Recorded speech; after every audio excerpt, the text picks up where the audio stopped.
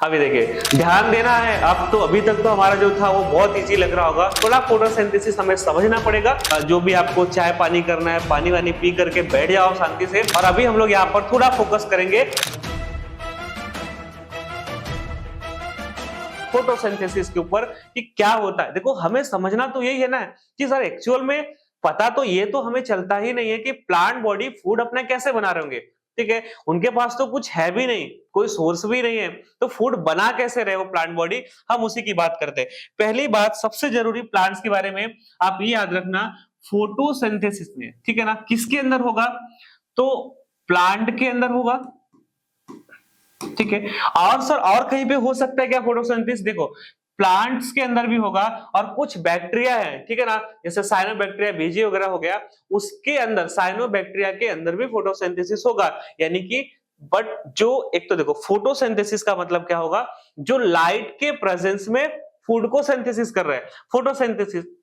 अगर वो फूड का सिंथेसिस लाइट के प्रेजेंस में ना करके केमिकल के प्रेजेंस में करे तो कीमोट्रॉपिक बोलते हैं उसको। ठीक है, हम अलग अलग देखें, बट हमारे में जो है अभी हमें फोटोसिंथेसिस पढ़ना है, यानी कि सनलाइट के प्रेजेंस में ये फूड को सिंथेसाइज करेंगे। वो कौन होते हैं? प्लांट। ठीक है ना, करते कैसे हैं, क्या करने वाले, वो सारी चीजें हम लोग यहाँ पर समझते हैं।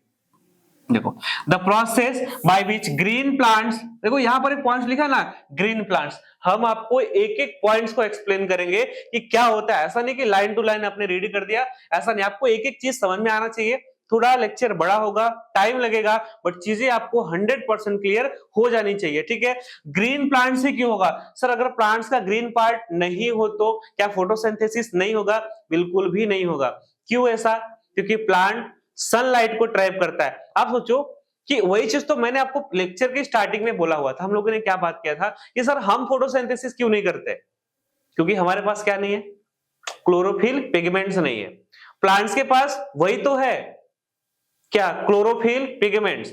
इसीलिए तो प्लांट फोटोसिंथेसिस कर रहे हैं। बाकी एटमॉस्फेयर में तो हम भी हैं, हमें भी तो सनलाइट मिलता है, हमें भी CO2 मिलता है, हमारे बॉडी के अंदर भी वाटर है। हम फोटोसिंथेसिस क्यों नहीं कर पाते?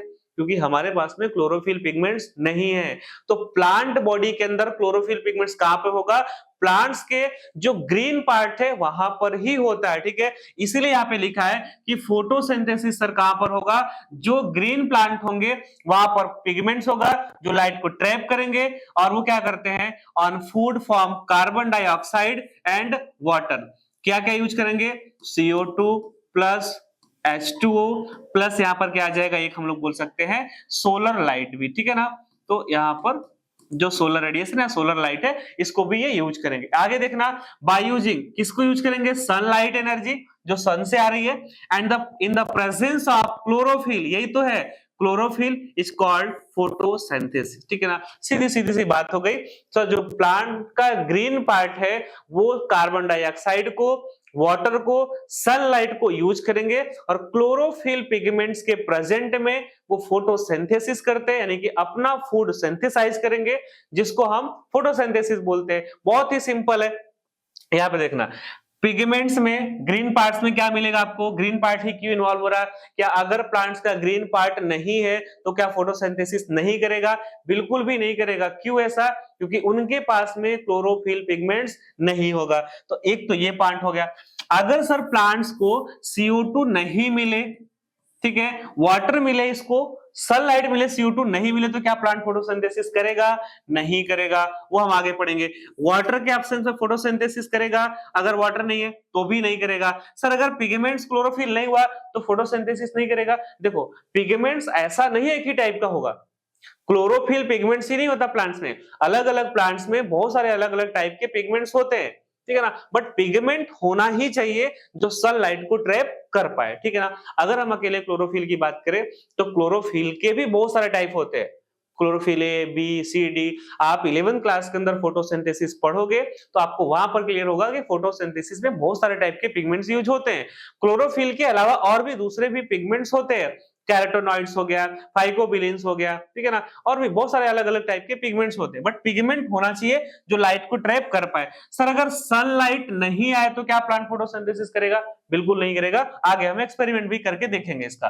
तो सनलाइट भी जरूरी होगा, CO2 भी जरूरी है, वाटर भी जरूरी होता है प्लांट को फोटोसिंथेसिस करने के लिए। और हमें पिगमेंट भी चाहिए होता है जो लाइट को ट्रैप कर पाए, ठीक है ना। ये सारी चीजें हमारे पास हो गई, आगे हम लोग पढ़ते हैं। अच्छा सर, सनलाइट जो आता है प्लांट्स के ऊपर पड़ रहा है, क्या पूरी की पूरी लाइट को प्लांट ट्रैप कर पाता है? देखो यहाँ पे क्या होगा, हम लोग आगे 12th क्लास के अंदर पढ़ेंगे। अगर आप बायो लेते हो तो आप 12th क्लास के अंदर हमें मिलता है, हम लोग एक रूल पढ़ते हैं, ठीक है। वहां पे क्या होता है कि हम कोई भी एनर्जी का जब ट्रांसफर एक बॉडी से दूसरी बॉडी में होता है तो केवल 10% होता है। यहां पर देखो, सनलाइट से जो एनर्जी लीफ को मिलेगी ना, वो कितना मिलेगा, आप याद रखना, केवल 3 to 10% ही मिलेगा, ठीक है ना।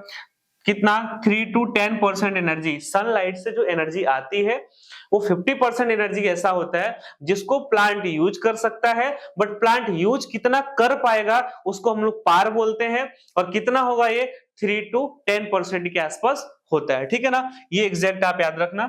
आगे देखो, कंडीशन नेसेसरी फॉर फोटोसिंथेसिस, क्या क्या चाहिए, पहले तो याद रखना है कि फोटोसिंथेसिस के लिए सोलर लाइट मतलब सनलाइट, CO2, वाटर, तीनों ही जरूरी होता है। इसमें से अगर कोई भी एक एब्सेंट होगा तो फोटोसिंथेसिस नहीं होगा, ठीक है ना।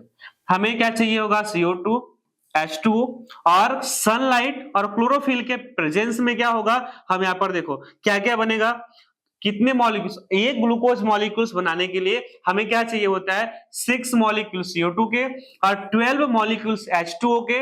हमें सनलाइट चाहिए होता है और क्लोरोफिल पिगमेंट चाहिए होगा। इन सबके प्रेजेंस में हम लोग क्या करेंगे, एक ग्लूकोज का मॉलिक्यूल्स बनेगा, 6 H2O बनेगा और यहां पर क्या बनेगा, 6 मॉलिक्यूल्स ऑक्सीजन के बनेंगे, ठीक है ना। यानी कि प्लांट, इसीलिए आज समझ में आ रहा होगा सर, अच्छा इसीलिए बोला जाता है कि प्लांट्स लगाने से हमें फायदा है। प्लांट लगाने से हमें क्या फायदा हो रहा है कि प्लांट क्या करता है, एटमॉस्फेयर के अंदर जो CO2 है उसको यूज करता है, उसका फिक्सेशन करेगा, और प्लांट जब भी CO2 को यूज करेगा फोटोसिंथेसिस में तो प्लांट क्या करता है, ऑक्सीजन रिलीज करेगा, ठीक है। प्लांट्स, आप बोलोगे सर ऑक्सीजन कहां से रिलीज होता है, देखो हम अगर सिंपल से थोड़ा सा अगर आप टाइम दो, हम लोग उसको भी समझ लेते हैं कि प्लांट्स में देखो प्रॉपर क्या हो रहा है। प्लांट्स की लीफ पे सनलाइट पड़ी, जैसे लाइट पड़ती है वहां पे क्या होगा, जो पिगमेंट्स है वो लाइट को ट्रैप किया, और जैसे सनलाइट ट्रैप होती है तो वहां पर वाटर स्प्लिटिंग होता है। वाटर स्प्लिटिंग में क्या होता है कि वाटर मॉलिक्यूल्स का ब्रेकडाउन होगा, और जैसे वाटर टूटता है तो H+ अलग हो जाता है, हाइड्रोजन अलग हो जाएगा और O2 अलग हो जाएगा। फोटोसिंथेसिस के प्रोसेस में प्लांट को क्या चाहिए होता है, हाइड्रोजन चाहिए होता है। तो हमने यहाँ पर क्या किया, ये H2 हो गया, इसको ब्रेक हुआ तो H+ अलग हो गया और O2 यहाँ पर अलग हो गया। प्लांट्स को फोटोसिंथेसिस में क्या चाहिए, H+ चाहिए, तो H+ को यूज कर लेते हैं और oxygen as a by product बाहर प्लांट से बाहर एटमॉस्फेयर में निकल आता है। तो यहाँ पर देखो ये कि 6 मॉलिक्यूल CO2 का फिक्सेशन किया, 12 मॉलिक्यूल्स वाटर का यूज किया, तो एक मॉलिक्यूल्स ग्लूकोज के बन गए, जिसमें 6 मॉलिक्यूल्स वाटर के रिटर्न आ गए, तो यूज कितना हुआ, 6 मॉलिक्यूल्स, और यहाँ पर 6 मॉलिक्यूल्स किसके बन गए, ऑक्सीजन का, जो एटमॉस्फेयर के अंदर एज ए बाई प्रोडक्ट बाहर रिलीज हो जाएगा, ठीक है ना। हमें ये समझना है क्या, चलो अब हमें प्रॉपर हो गया कि फोटोसिंथेसिस क्या होता है, कि प्लांट किसको किसको यूज करता है अपना शुगर या ग्लूकोज बनाने के लिए, ठीक है ना।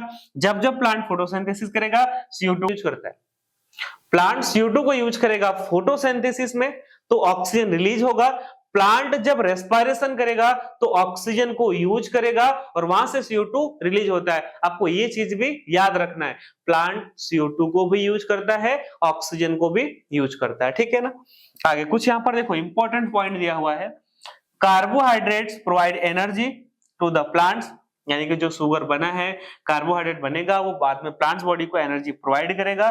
The carbohydrate which are not use immediately are stored as starch, ठीक है ना। मान लो कि प्लांट ने फूड बनाया और फूड बनाने से ग्लूकोज उसके बॉडी में बना, प्लांट फोटोसिंथेसिस कर रहा है और फोटोसिंथेसिस से उसने शुगर फॉर्म किया, ग्लूकोज बनाया, तो क्या उस ग्लूकोज को सर तुरंत यूज करेगा, वो उस पर डिपेंड करता है।